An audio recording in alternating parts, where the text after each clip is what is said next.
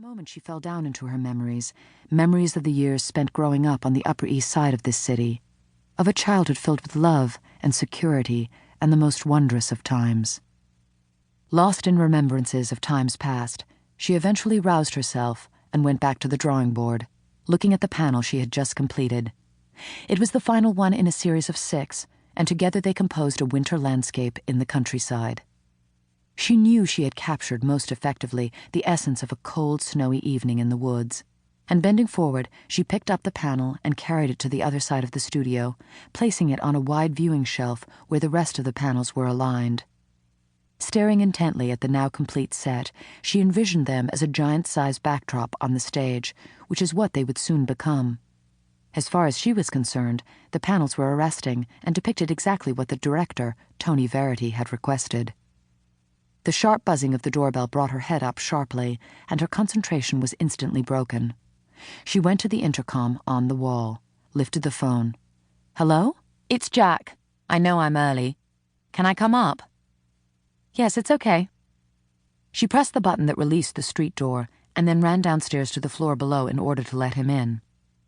A few seconds later, Jack Wilton, bundled up in a black duffel coat and carrying a large brown shopping bag, was swinging out of the elevator, walking toward her down the corridor, a grin on his keen, intelligent face. "Sorry if I'm mucking up your working day, but I was around the corner, at the Chroma Gallery with Billy Tompkins. It seems sort of daft to go home and then come back here later. I'll sit in a corner down here and watch CNN until you quit." "I just did," she said, laughing. "I've actually finished the last panel." "That's great. Congratulations." As he stepped into the small foyer of her apartment, he put down the shopping bag, pulled her into his arms, and pushed the door closed with his booted foot.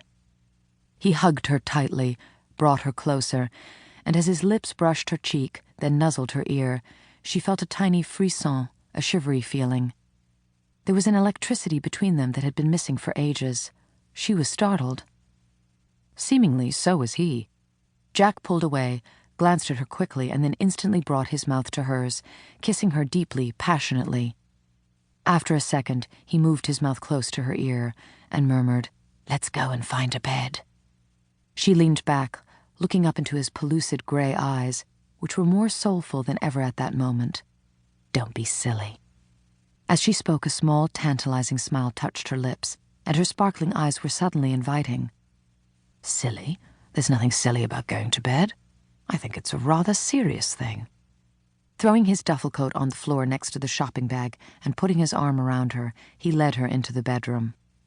He stopped in the middle of the room, and taking hold of her shoulders, turned her to face him, staring into her eyes, his own questioning.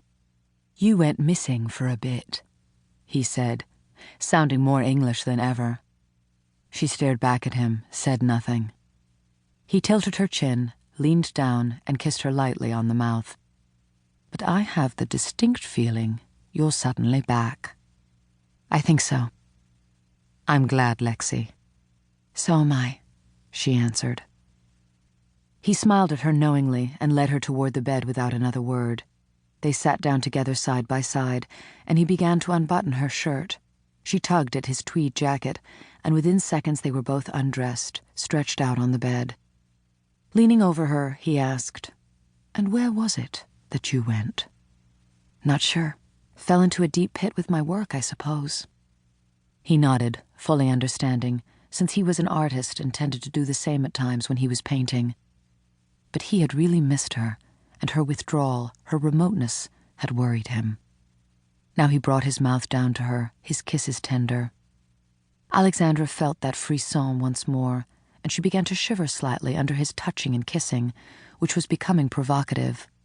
He continued to kiss her as he stroked her thigh, and she experienced a sudden rush of heat, a tingling between her legs.